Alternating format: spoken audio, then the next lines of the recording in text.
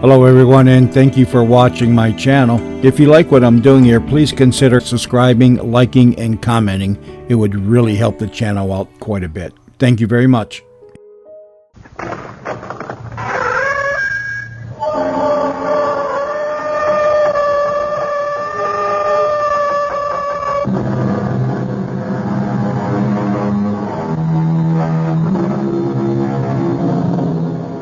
Come in. Welcome. I'm E.G. Marshall. The setting on your dial is the passport to a shadowland of mystery and terror. And you can travel as far and as long as your imagination will permit. In ancient times, evil was usually the work of people who were monstrous, grotesque, and psychotic. Today's perpetrators, for the most part, are quite banal.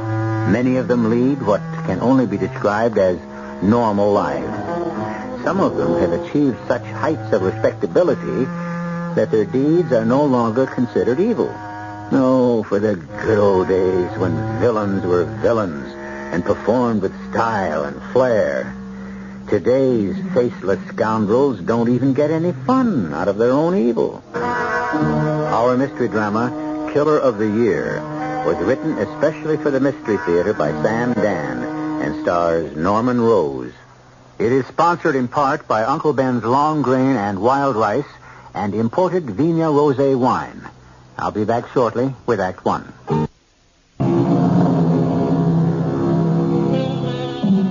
Evil. What's evil? Since the beginning of the human race, men have speculated on the nature of evil. Saints, philosophers, psychologists, all have deliberated, and still the answer eludes us.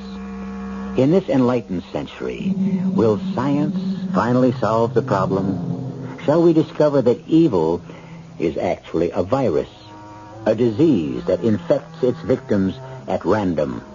Impossible, you say? Perhaps. But how do you account for the fact that so many people are suddenly stricken? So many of the most unlikely people. People like Harry Johnson. Turn around, Harry. Let me look at you. Oh, no, dear. The gold cufflink. Well, that's too formal. Well, it's a formal occasion. All right. Who rang the bell before? Oh, it was a telegram. The president of your own company, Mr. G.G. Gresham himself. Well, what do you think of that? I don't know. What am I supposed to think of it? Well, don't you even want to read it? Oh, you read it. Oh, all right. Congratulations. You are a credit to the corporation. Signed, G.G. Gresham. Ah. Well? Well, what? Do you realize what this means? Mr. Gresham himself, all the way out in Chicago.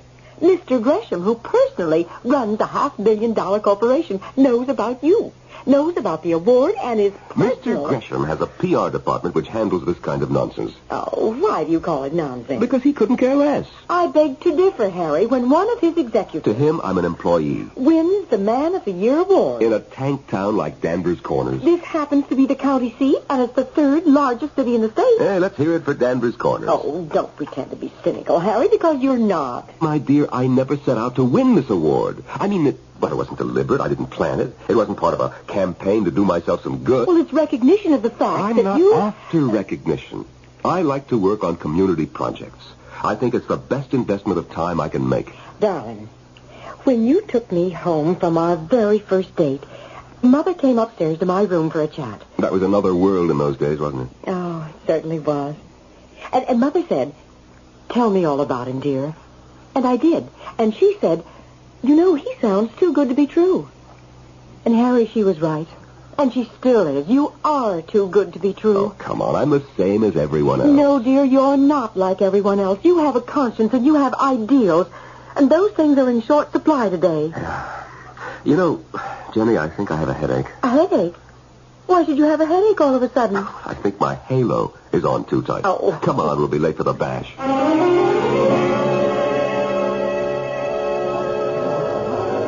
Hey, Man of the Year, buddy. This is the first chance I've had to offer my congratulations. Thank you, Pete. Great dinner. Great speech. Listen, why didn't you run for Congress? Now, why should I run for Congress? Why else have you been knocking yourself out 3 and 4 nights a week? Because I like it. You mean it's all going to waste? It's not going to wind up doing you any good? Well, it makes me feel good. You know, Coming from anyone else, it would sound like a line, but you, I believe. Hello, Pete. Jenny, congratulations. Oh, thank you, Pete. Harry, have you met Wilma Sloan? Wilma Sloan? No, I don't think so. Oh, are you in for a treat? Although... Although what? You're so thoroughly married, you probably couldn't enjoy the sight of another beautiful woman. I'll introduce you, dear. Confident Jenny. Who is she? Well, she's the new librarian, and she'll be very happy to meet you. Oh, why? Well, she can thank you for her job. After all, dear, you're the one who raised the funds for the library campaign. Come on, you make it sound as if I did it single-handed. Wilma, I'd like you to meet my husband, Harry Johnson. How do you do? Wilma. Wilma Sloan? No, that isn't your name. You're not Wilma Sloan. I know you. That is... Well, I know your face. How could I ever forget your face? I stared at it for hours in that courtroom. I know your face from every angle. There were times when your eyes would wander among the rows of spectators, and sometimes they would meet mine, and we would look at each other for a brief moment. Do you recognize me? Do you know my face? How long was it? 5 years ago. The company had sent me way up and out to the northwest, to a place called Centerville. Centerville. It makes Denver's corners seem like Paris. Centerville. Got to be with us a spell, Mr. Johnson? Oh, 10 days, 2 weeks, I suppose. You from the Gresham Company? Yes, I have to run some sales training sessions, but they'll all be at night. Tell me, what's there to do around here in the daytime?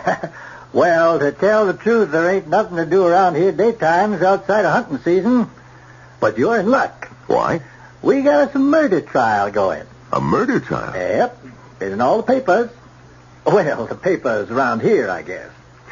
Where's the trial being held? Wait, in the courthouse. Where else? I'm fixing to go myself. I'll get the wife to take over the front desk. I'll drive you down there.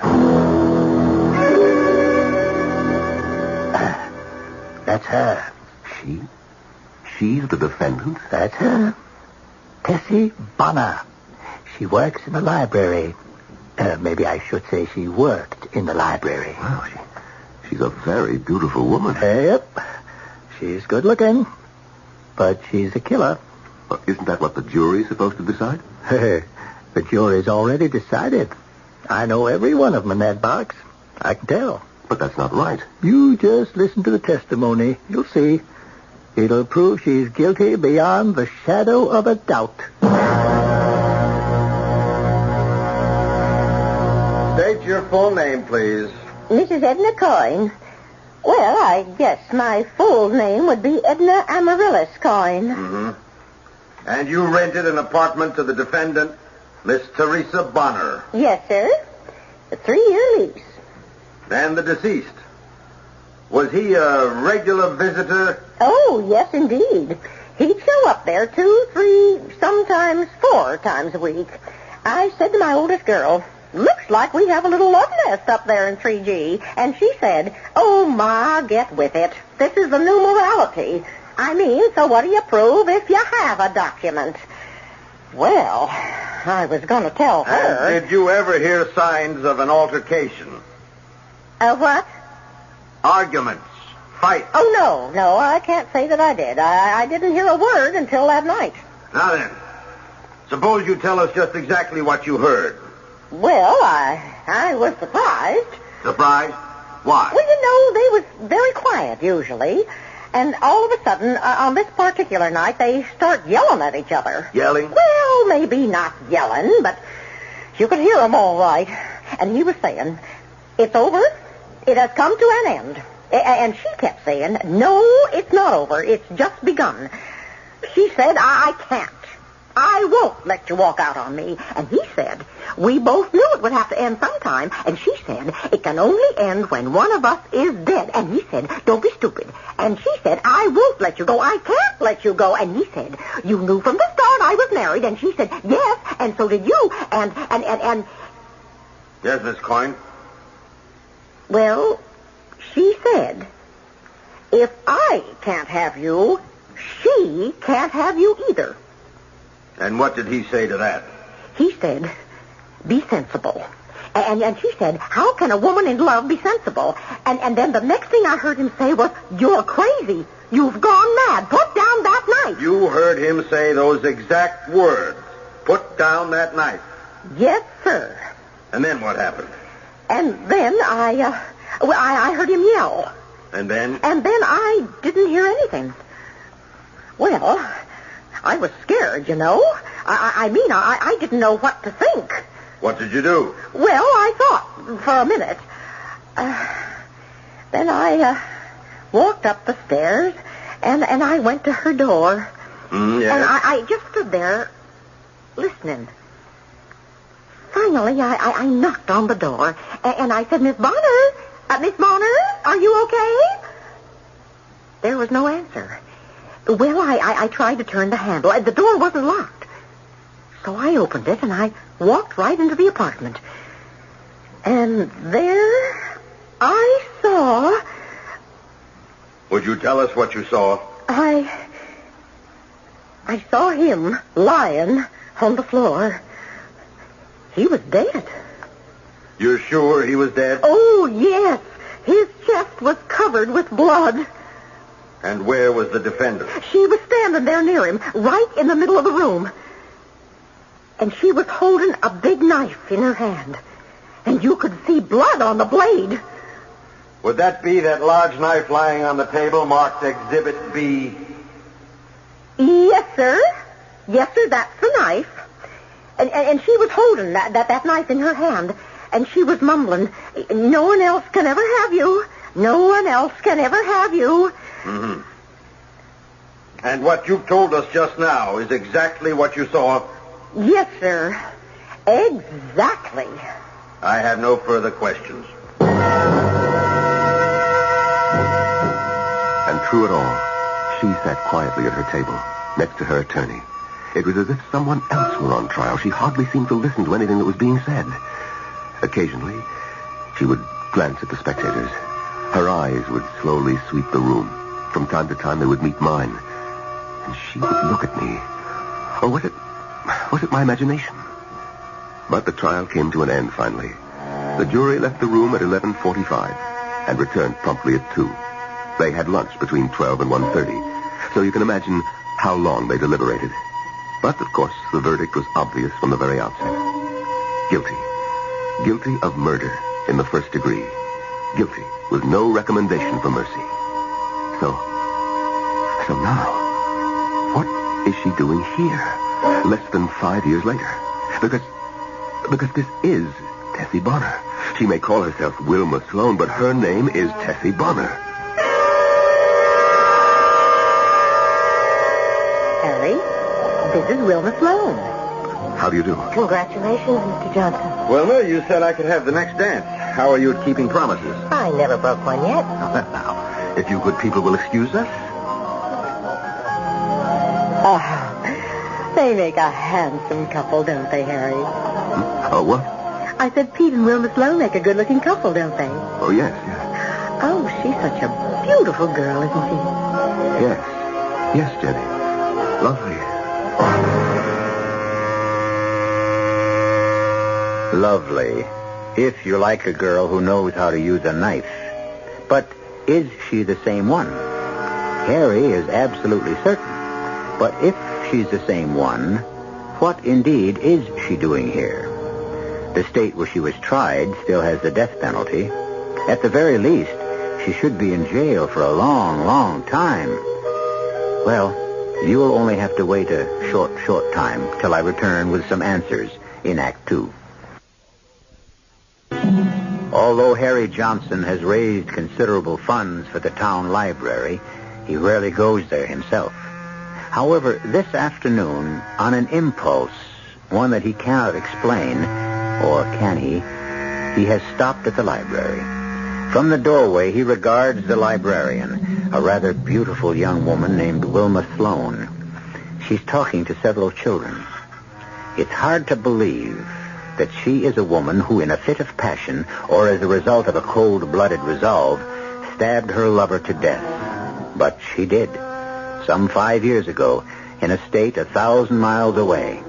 And she has been tried and convicted for murder. And the question is, what is she doing here? Harry Johnson wants to know the answer, but evidently not now. And so he turns away and walks down the library steps to the street. Harry! Harry, want a lift? Sure thing. Thanks, Pete. You know, if anybody were to ask me where they could find Harry Johnson, I'd answer try the library. Just what's that supposed to mean, Pete? Don't have an affair with her, Harry. What? You heard me. Don't have an affair with whom? With Wilma Sloan. Oh, come on, Pete. What's gotten into you? The problem is not what's gotten into me, but what's gotten into you. Pete, you're either crazy or... Or what? Well, I don't know. Look, what are you driving at? What I'm driving at is that man is not naturally monogamous. Oh, let's not start this nonsense That's again. why I never got married. You may be deeply in love with a woman, but suddenly someone happens along and... And what? And you're gone. I think that's ridiculous. It probably is. But unfortunately, it happens.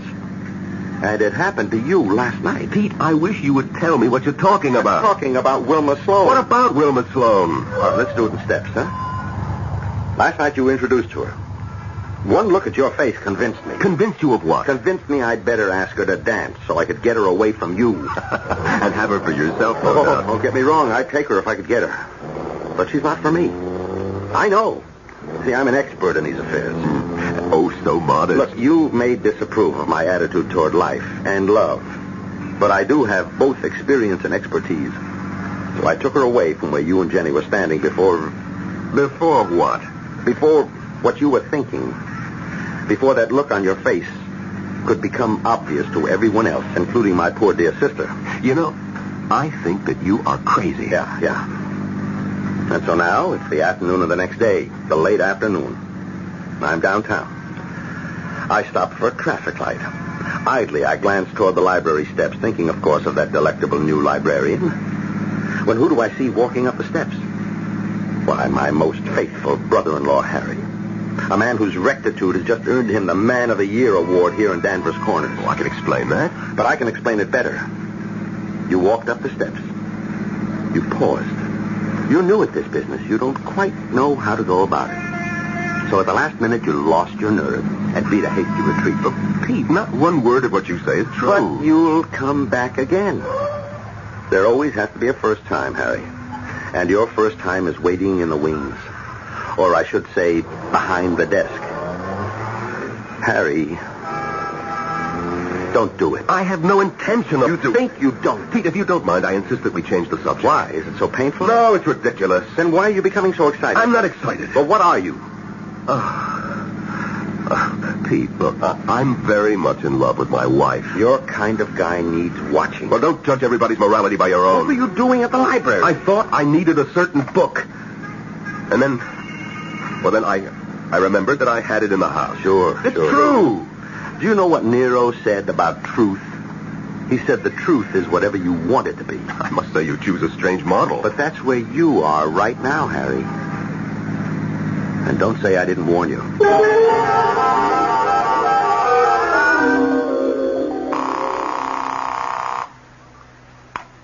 Hello, Centerville Motel. Yes, this is Mr. Harry Johnson. You wouldn't remember me. I was out there 5 years ago. I remember you fine, Mr. Johnson. You were with the Gresham Corporation. You spent 15 days here teaching sales seminars. You was in room 112 facing the lake. Yes, well, I may have to take a trip out there, and I wanted to know if the motel was still around. Oh, we're bigger and better than ever. Want me to make you a reservation? Well, my plans aren't firm yet. Why, sure, just give us a little notice. We always got room for you, Mr. Johnson. I remember when I was out there, you had some excitement. Excitement? Here? Yes, you were having a trial, weren't you? Trial?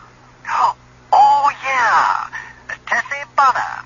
That's who it was? Yes. I remember I was in the courtroom when the jury brought in a guilty verdict. Oh, yes. That they did. Now, I wasn't there when the judge sentenced her. Tell me, what did she get? The rope. But then the governor said, oh, come on, you can't hang a woman. So he gave her life instead. Oh. Well, I guess she's still in jail. No, she's dead. Dead? But I say dead. That's the only way to figure. You see, they had a breakout from the women's penitentiary a couple of years ago Wilma and a couple of others escaped. Oh, well, then why do you say that she's dead? Well, they made it up to the mountains, but they got caught in a snowstorm. And I guarantee you nobody could live through that one. Well, it's been nice talking to you, Mr. Johnson. You come up and see us real soon. Yes, sir, thank you. Harry? Oh, hello, dear. Oh, I thought I heard someone come in the back door. I wanted to make sure it was you. Well, I saw a whole line of cars parked in front of the house, and then I remembered it's your women's club afternoon. We're just breaking up now. I didn't want to disturb anyone, so I just sneaked up the rear staircase. Oh, that's hardly a word you use in your own house. Sneaked. Incidentally, what are you doing home so early? Jenny, I have a problem. I just want to, sit and think it out. Oh, sounds grim. It probably is. What's it about? Well, it's concerned with the duties of a citizen. Uh-huh. Well, let me know how it works out. Oh, darling, would you mind doing something for me? You name it. Wilma Sloan is here, and she doesn't have her car, and nobody else is going her way. Oh, Wilma Sloan. You remember? You met her the other night at your award dinner. Darling, would you mind giving her a lift home? Would I mind? Well, I'd do it myself, except I've got to get dinner started.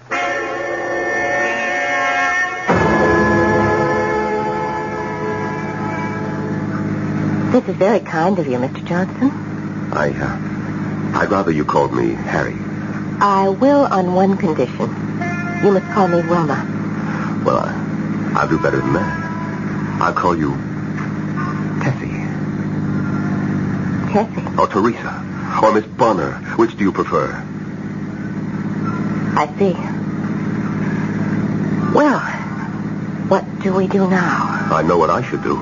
And what's that? Head for the police station and turn you over to the authorities. Why? Because you're an escaped convict. I know I'm an escaped convict, but why should you turn me over to the police? Why? Because it's my duty as a citizen. Oh. And you always do your duty as a citizen? I try to. At least to the best of my ability. And as you see it, it's your duty to return me to the penitentiary. Yes. Why?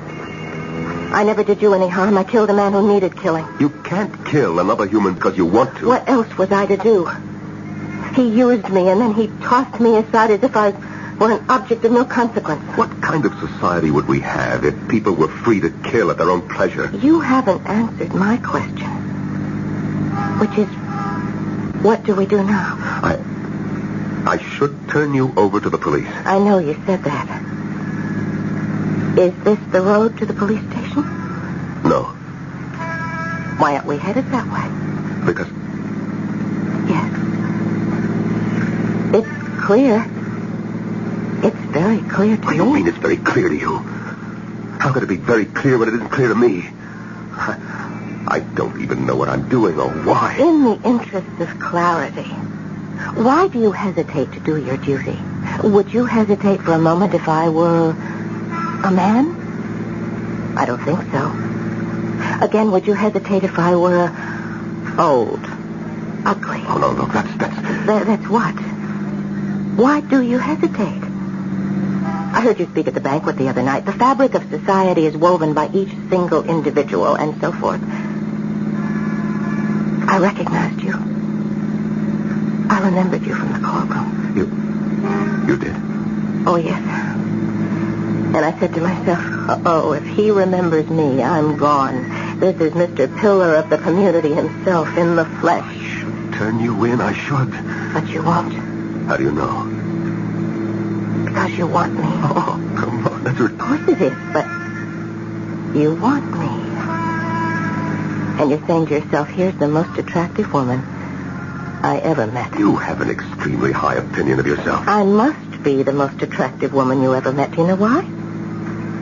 Because I'm making you go against the habits of a lifetime. I haven't done anything yet. Oh, yes, you have. You're thinking, what a waste it would be to send her back to prison. You're not interrupting me now, are you? You're 40 years old. You never stepped out of line in your life. Aren't you bored with Jenny? I'm afraid you don't know everything.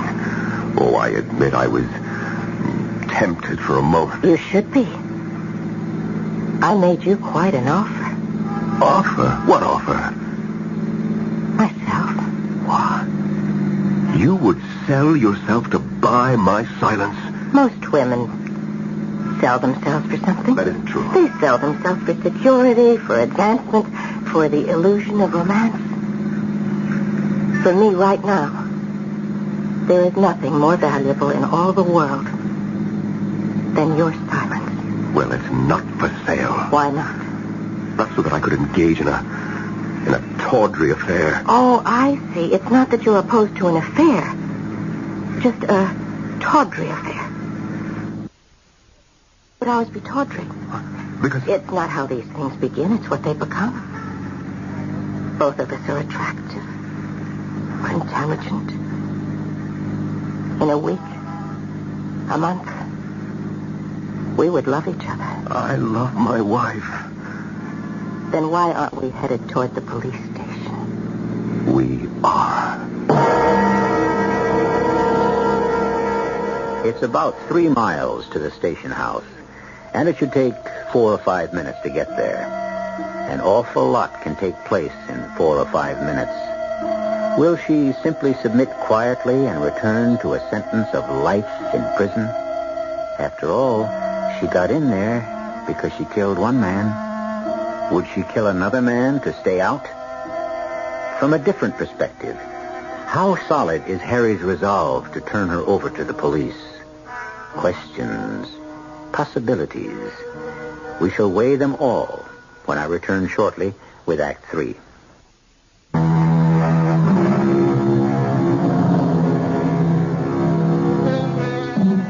How does it begin?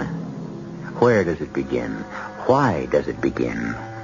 A man spends his years walking what we are pleased to call the straight and narrow, and suddenly he finds himself sorely tempted to break out of the social and religious mold he has formed for himself over the course of a lifetime.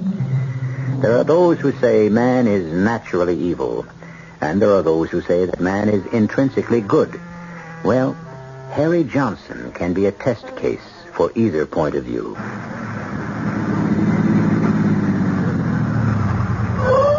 Here we are. Yes, here we are. At the police station. Do your duty, Mr. Harry Johnson. Do your duty as an upright, dedicated, concerned citizen. I will. Let's go. Oh? Well, sure. Send him in. Mr. Johnson. And Miss Sloan. Well, won't you both sit down? Well, what can I do for you? Lieutenant Craven. By the way, I was going to go to that banquet the other night, Mr. Johnson, but I was on the desk. Somebody has to mind the store. Yeah, that's right. Congratulations. Everybody says, for once, the Man of the Year committee picked the right guy. Thank you. Well, now, what can your police department do for you folks? Lieutenant, I am here to report... Yes, sir? I wish to report that Miss Wilma Sloan... Well, hold it just a second. I didn't think I'd have to write anything down. Let me get my pad here. Okay. Shoot. I have to report that Miss Wilma Sloan... That's Sloan spelled with an E at the end, right? That's right. We got some Sloans over to North Cap, but they don't have the E. So you wouldn't be related, I suppose. I don't suppose so. You were saying, Mr. Johnson, about Miss Sloan? I wish to report that I... Say, you sound like it's something serious. Well, I look, you see, Miss Sloan here is... Well, she's a... Yeah? She's a very shy and timid person, and... Well, she happened to be talking to my wife, and she said she couldn't be sure, but she thought she might have noticed some prowlers about the vicinity of her home. Well, I said, why don't you notify the police? And she said she didn't want to bother anyone. Oh, now, Miss Sloan. Bother us? Please bother us. That's why we're here, to be bothered. And so I said, nonsense, I'll take it up with my friend, Lieutenant Craig. You're absolutely right, Mr. Johnson. Miss Sloan, anytime you have the slightest, the vaguest suspicion, you get on that phone. You understand? Yes, Lieutenant. Mr. Johnson, if there were more people like you, how much easier our job would be.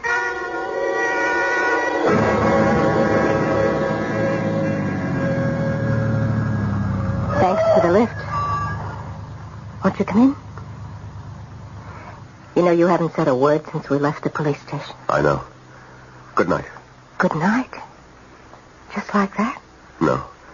Not just like that. I suppose you should know why I did it. But I do know. It's not at all what you're thinking. It isn't? I thought about it. I kept thinking about what you had done. You killed a man who had behaved badly toward you. After all, he was married, and he had no right. Well, you were sentenced to prison. You had already served 2 years. Please. It isn't as if you're a professional killer. You won't do it again. You've been frightened enough, punished enough. In jail, you'd be a burden on society. Here, you're an asset to the community. You're productive. Harry, you can kiss me. I'm doing this because I think no useful purpose would be served. Harry, why don't you kiss me? You wanted to kiss me since you first saw me in that courtroom. Harry, kiss me. Wilma.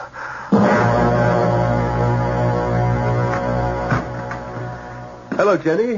Where were you? Harry, you're home. Of course I'm home. Well, I figured the PTA committee meeting should be over by 10:30, so I thought I'd surprise you and stop by. We could go somewhere and have a sandwich. Oh, was I hungry. I'm sorry. But the school was dark. I guess the meeting ended early. Well, no. As a matter of fact, it never began. Oh? What do you mean? Well, there was no meeting. It was the wrong night. Oh. Well, what did you do? Oh, I figured since I was out anyway, I'd pay old Jerry Phelan a visit. Jerry Phelan? Yes, you remember Jerry. He ran the newsstand near the railroad station since, I guess it must be the Civil War or something like that. Oh. Well, you see, now he's laid up sick. Everybody's forgotten him, and, he lives near the school. Oh, darling, that was very thoughtful and very sweet. Incidentally, dear, are you free Wednesday night? Well, sure. Why do you ask? Well, you do have a great many demands on your time. Do I? Well, yes, I suppose I do. But I mean, the way you asked that question. What do you mean? Are you free Wednesday night? A woman shouldn't have to talk that way to her own husband. Oh, Harry, you're the kind of a man who has to keep active working for the community, and, well, I don't mind at all. You don't? No, because, darling, it's the thing you need. You have to do it. You need fulfillment. It makes you a better man and a better husband. You know, Jenny, I never realized what a remarkable woman you are. Oh, thank you, kind sir. Why don't we go out now? Have a snack somewhere. No, Harry, it's too late. Wednesday night.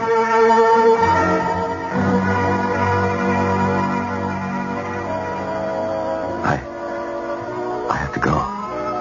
So soon? It's close to 11. I suppose so. But I'll see you tomorrow night. Tomorrow? Oh, tomorrow's Wednesday, isn't it? Well, we can't see each other. Why not? Well, because Jenny has something planned. Jenny? She's my wife, Wilma. Then what am I? Wilma, Oh, poor Harry. You can never face reality. You are terrified by the facts. Wilma, I have to go now. To Jenny. Of course. As we both know, she is my wife. Because she has the document. The document. That's how Mrs. Coyne expressed it at the trial. She has the document. Oh, Harry. Who has your heart? Oh, Wilma. I'll give you a call tomorrow or Thursday. Harry, won't you answer the question? No, I guess not. Because once you face up to that question, you'll have to accept the next step. You'll have to divorce Jenny. Divorce Jenny? Well, a man in my position doesn't divorce. Oh, I see. Your position doesn't divorce. How about you? Well, I could never do it. I could never... You're going home to her now. But answer this. Would you rather be alone with her, or would you rather be alone with me?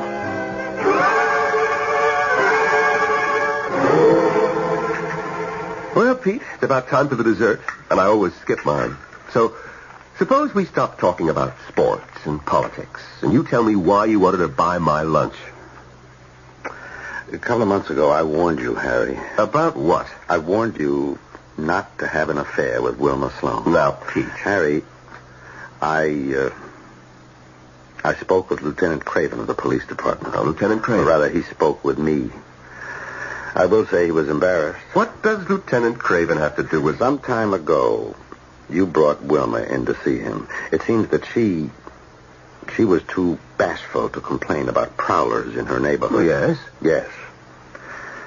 So, Cravens had a squad car cruising the area, and the patrolman noticed a man who keeps coming and going. Oh. Yeah. Oh. Well, Craven's a good friend of mine, and he's put two and two together. What right does he have? Come on, Jerry, come on. Craven worships the ground you walk on. He thinks you should be president. He's afraid if this gets out, and this kind of thing always does, you'll become a laughingstock. A guy like you, Mr. Morality himself. Why, people will eat this up. Oh, Pete, I don't know what to do. Okay, let's break it down. You in love with her? I don't know. Will you divorce Jenny? I don't want to. Harry, break it up now, before it goes too far. Walk away. Because after a while, she won't let you. What? What do you mean? It's in her eyes.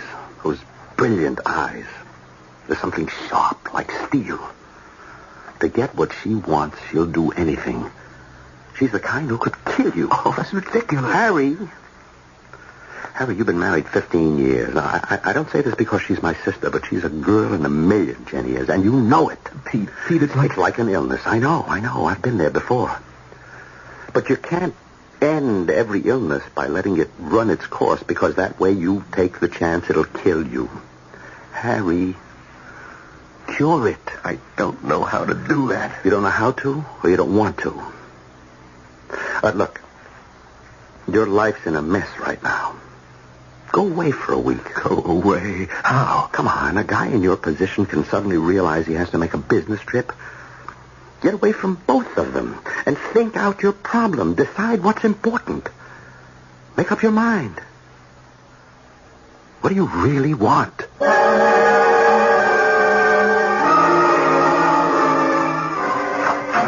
Harry, darling. Hello, Wilma. Well, hello. Is that all you can say? It's been over a week. Come on, sit down. Dinner's ready. I'm just carving the roast. Wilma, it's time we had a serious talk. I know, darling. We're overdue. Now, Wilma, you can trust me. Trust you? Of course I trust you. No, not really. What are you saying? You didn't want to go back to prison. Now, that's true, isn't it? That's true, but... No. Now, please listen. So you don't have to pretend any longer. Pretend what? Pretend that you love me. Harry, I'm not pretending. That first night, you said to me that my silence was the most important thing in the world, and that you were willing to buy it. Now, you said that. Yes, I said that. Well, you don't have to buy it any longer. Not that you ever had to buy it in the first place. So you thought I was buying you. You admitted it. You forget what else I told you that same night. I said it's not how these things begin, but what they become. And ours has become love. I love my wife. Now, look, this is over. It's come to an end. It's not over. It's just begun. I won't let you walk out on me. We both knew it would have to end sometime. It can only end when one of us is dead. Oh, Wilma, don't be stupid. My name isn't Wilma. Why do you call me Wilma? Because... Oh, good Lord. This is the way it happened before. The way... Yes, it has happened before, hasn't it? Oh, hasn't it, Charlie? Please, control yourself, Wilma. You know my name isn't Wilma, it's Tessie. Was that her name? Was that her name, Charlie? I'm not Charlie Reynolds or Ryan. I'm Harry Johnson, and you're safe. Your secret is safe with me. If I can't have you, she can't have you. Be sensible. A woman in love is never sensible. Don't be crazy. If I can't have you, no one can have you. You're mad. Put down that knife. I will kill you. No, Wilma. My name is Tessie. Wilma. Wilma. I told you no one else can ever have you. No one else can ever have you.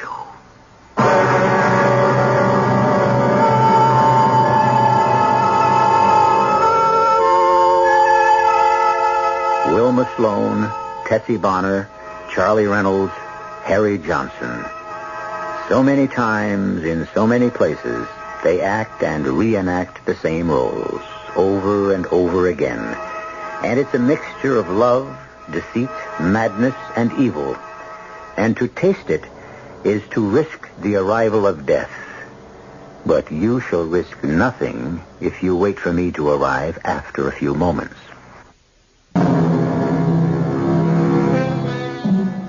And so, what is it? What is evil? Need it be nurtured carefully before it springs forth from the human breast? Or can it be a sudden thing, an alien thing? Our cast included Norman Rose, Terry Keane, Joan Shea, Nat Polan, and Ken Harvey. The entire production was under the direction of Hyman Brown. Radio Mystery Theater was sponsored in part by Buick Motor Division. This is E.G. Marshall inviting you to return to our Mystery Theater for another adventure in the macabre. Until next time, pleasant dreams.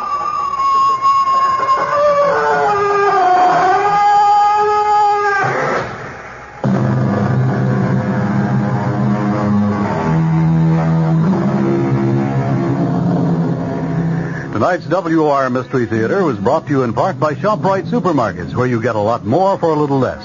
The preceding program was furnished by the Columbia Broadcasting System. This is WOR New York and RKO General Station. At the time signal, exactly 8 o'clock, here's John Scott with the news.